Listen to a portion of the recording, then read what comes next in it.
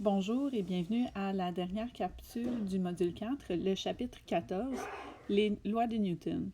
Donc, vous allez voir que dans ce chapitre, on va énoncer les lois de Newton, mais on les a déjà vues, on les a déjà analysées à travers les deux autres chapitres, c'est-à-dire le chapitre 12 et le chapitre 13 de ce module. Donc, la première loi de Newton est l'inertie. Selon la première loi de Newton, un système en équilibre n'accélère pas. C'est-à-dire que quand l'accélération est nulle, on dit que l'objet est en équilibre, donc la vitesse elle est constante. Cet objet peut donc être immobile ou peut avancer à vitesse constante. Par exemple, si on a une caisse ou un objet qui se trouve sur le sol, voici on a sur le sol, et puis on a un objet quelconque qui s'y trouve. À la verticale, on le sait qu'il y a une force gravitationnelle qui est exercée vers le centre de la Terre due à la masse et l'accélération gravitationnelle terrestre. Aussi, à la verticale, nous avons la force normale et on le sait que la force normale est une force réactionnelle à la force gravitationnelle. Donc, on le sait qu'à la verticale, en Y, le système est en équilibre, n'accélère pas. Et donc, dans ce cas-ci, est immobile. Cependant, à l'horizontale, qu'est-ce qui peut se produire? Donc, si on a quelqu'un qui pousse sur cette caisse avec une force quelconque, qu'on va appeler une force motrice, la caisse va avancer. À l'horizontale, c'est-à-dire en X, dans le cas présent qui est dessiné, on aurait une accélération parce que la force motrice, qui est la masse fois l'accélération, ici on aurait, comme je vous dis, un objet qui accélère. Mais puisque l'objet se trouve sur une surface, sur le sol, on le sait qu'il va avoir encore une fois une force de réaction qu'on va appeler la force de frottement. Et à ce moment-ci, puisque l'objet est déjà en mouvement, l'objet va avancer avec une vitesse constante. Une vitesse constante. Parce que, encore une fois, à l'horizontale, la force motrice est égale à la force de frottement, mais dans les sens opposés. Ce qui fait en sorte que la somme de ces deux forces-là est nulle, l'accélération est nulle, mais la caisse avance ou l'objet avance. C'est ce qui se passe, par exemple, si vous essayez de déplacer un meuble le long du sol. Quand vous poussez, vous exercez une force motrice, mais il y a une force de frottement, une force de résistance qui s'oppose à votre mouvement. Si les forces sont égales, alors que vous poussez, il y a une force de résistance, mais votre objet, le meuble, va continuer à avancer à une vitesse constante. Aussi, en lien avec la première loi de Newton, on parle d'inertie. L'inertie est la tendance d'un objet à conserver son état de mouvement, au repos ou en trajectoire en ligne droite. Donc, un objet au repos a tendance à rester au repos et un objet qui se déplace en ligne droite a tendance à rester en ligne droite. Et ce, jusqu'à temps qu'une force s'applique à l'objet qui est soit au repos ou déjà en mouvement en ligne droite. L'inertie est aussi liée à la masse de l'objet. Donc, la masse d'un objet quantifie son inertie. Sa masse. On dit, plus la masse est élevée, plus le corps tend à rester au repos s'il est au repos, ou à poursuivre son mouvement en ligne droite s'il est déjà en mouvement. Donc, c'est assez intuitif. Un objet plus massif va demander une plus grande force pour changer son état de mouvement.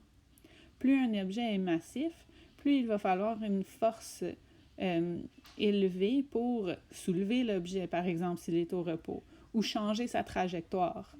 Par exemple, une voiture qui roule à vitesse constante est plus difficile à faire tourner qu'une bille, par exemple. Ensuite, on arrive à la deuxième loi de Newton, et encore une fois, ça, on l'a vu tout au long des 2 derniers chapitres. La force est égale à la masse de l'objet fois son accélération. Donc la force résultante exercée sur un corps est égale au produit de la masse de ce corps et son accélération. Donc dans ce cas-ci, l'accélération d'un objet est proportionnelle à la force qu'on lui applique. Plus la force est grande, plus l'objet va accélérer. L'accélération est inversement proportionnelle à la masse. Donc pour une même force, si la force elle est constante, si l'accélération diminue, eh bien la masse de l'objet augmente. Et l'inverse est aussi vrai. Si un objet a une masse très faible, pour une même force, son accélération sera très grande. Lorsqu'une force agit dans une direction autre que le déplacement, on calcule la force efficace en trouvant la composante de la force dans le sens du déplacement. Ça, c'est ce qu'on a vu au chapitre 13, quand on faisait le diagramme des forces et on trouvait la somme des forces, la force efficace et la force qui reste, qui est non nulle. Donc, si par exemple, dans le cas précédent, quand on parlait d'un objet à l'équilibre, si j'ai, je vais peut-être refaire mon dessin très rapidement, si j'ai un objet sur le sol, on a une force gravitationnelle, on a la force normale, et dans ce cas-ci, par opposition à mon dernier cas, si la force motrice est beaucoup plus grande que la force de frottement, eh bien, la force efficace serait égale à la force motrice moins la force de frottement. Donc, on aurait quand même une force résultante, une force efficace vers la droite, et ça causerait une accélération. Ensuite, la troisième loi de Newton, c'est la dernière qu'on va voir aujourd'hui, c'est celle qu'on n'a pas énoncée telle qu'elle dans les autres chapitres, mais elle est assez intuitive aussi. La troisième loi de Newton. Pour chaque force d'action, il existe une force de réaction de même grandeur, mais de sens contraire. Un peu comme l'exemple de la force normale. Si je pousse sur un mur, moi j'exerce une force sur un mur, mais si le mur ne se déplace pas, le mur exerce une force égale, mais de sens opposé sur moi. Donc ici, on a la définition.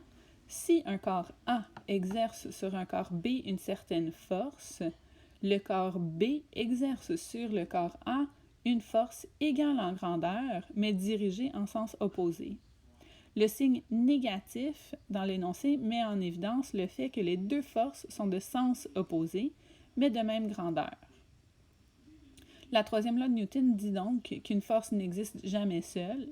Les forces n'existent que s'il y a une interaction entre deux corps. Donc, un objet qui flotte dans l'espace, il n'y a pas de force qui s'exerce sur cet objet. Ensuite, dans un dernier temps, n'importe quelle des deux forces peut être considérée comme l'action ou la réaction, puisque les deux forces existent simultanément. Donc, l'action et la réaction, selon le point de vue de l'observateur, peut être l'inverse.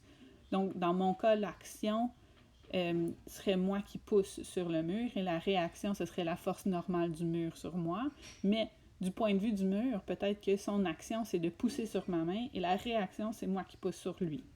C'est pas le meilleur exemple, mais je pense que vous voyez le genre. Donc ici, on a des exemples. La figure de gauche, un couple action-réaction. Le pied exerce une force sur le ballon et en même temps, le ballon exerce une force sur le pied. On le sait, quand on donne un coup sur un ballon, si on donne un coup très fort sans chaussure, bien, on va sentir peut-être une douleur dans nos orteils. Ça, c'est parce qu'il y a une force de réaction. Autant que nous, on a frappé sur le ballon a frappé sur nous. Dans le deuxième cas, à droite, c'est une réalité qui est moins évidente. Un couple action-réaction, la Terre exerce une force d'attraction sur la balle et la balle exerce une force d'attraction sur la Terre.